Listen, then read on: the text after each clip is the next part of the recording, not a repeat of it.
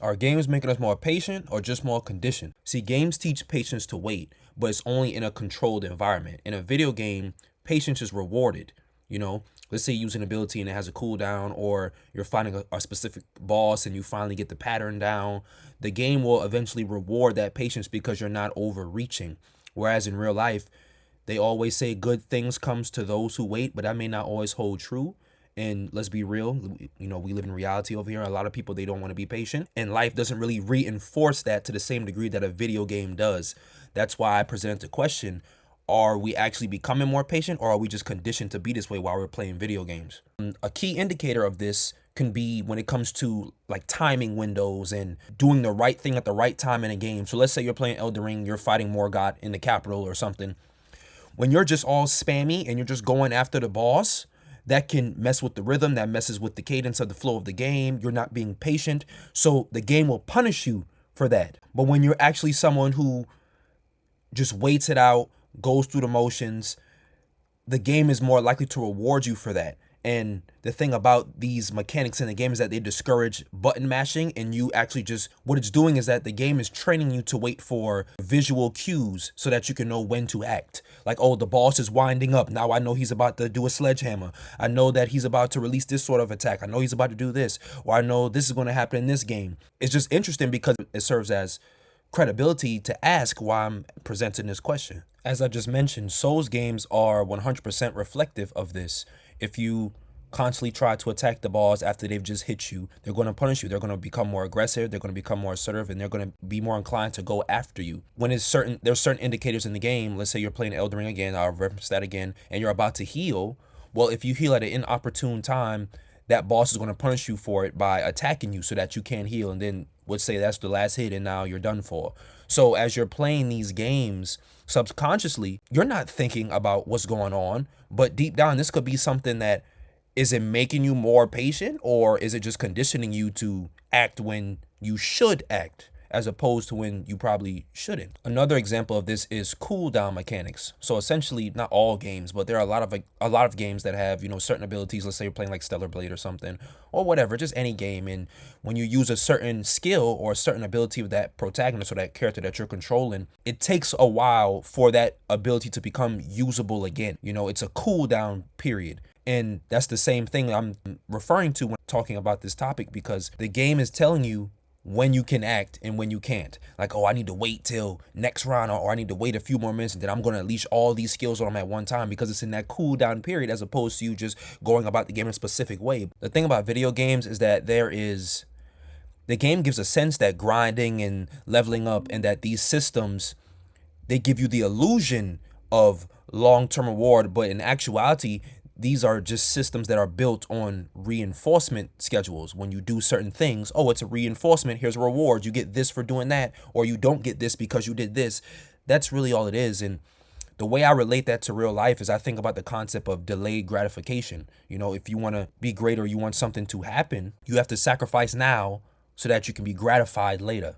So, for example, me, I'm in school to be a nurse. I want to be a software developer working for PlayStation. So in order to get to that goal, I have to sacrifice now. I'm not spending all my time talking to women. I'm not spending all my time smoking, drinking, partying. I don't do any of that stuff at all. Never have, never will.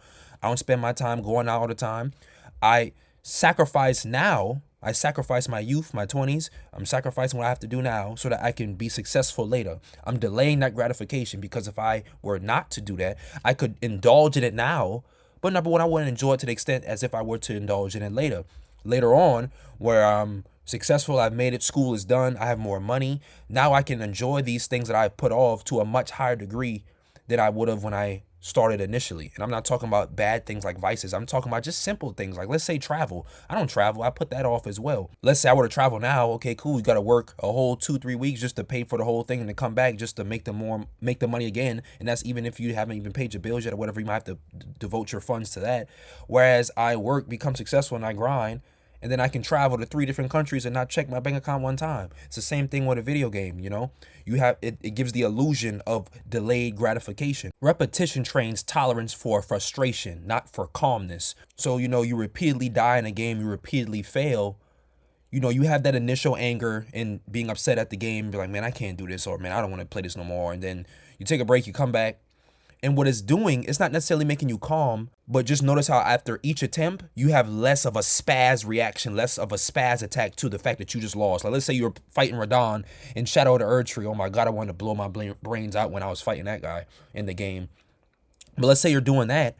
The first time you're like, man, what in the world? How am I going to beat this? You're crashing out and stuff. But then after a certain amount of tries, your reaction is like, oh man, and just it's not as extravagant, so to speak. It's not as exaggerated. It's not as profound and pronounced. You're just like, oh, okay, I lost. Let's try again. What the game is doing, it's making you more tolerant for frustration, not to be calm. You're not being more calm. You're just frustrated, but you're able to hone in on that and tolerate it and be more stoic in regards to that, if that makes sense. And it truly amazes me how people can have that tolerance of frustration in a video game, but they can't exude that in their real life, you know?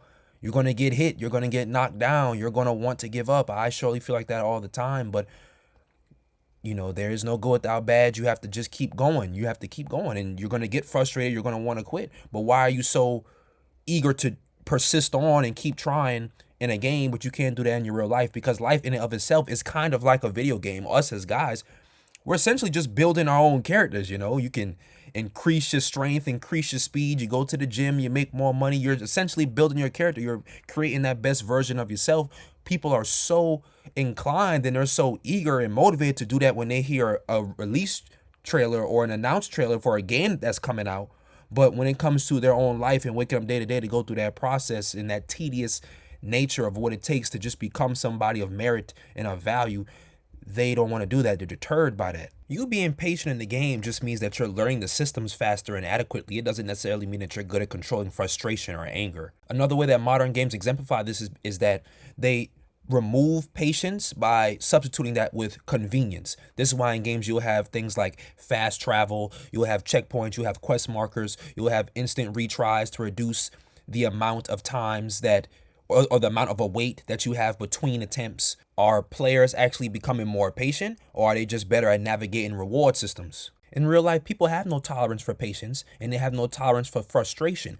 But in a video game, because people are choosing to engage with that frustration of their own volition, they are more tolerant to be patient and to grind and go through the process to overcome that adversity and beat the game.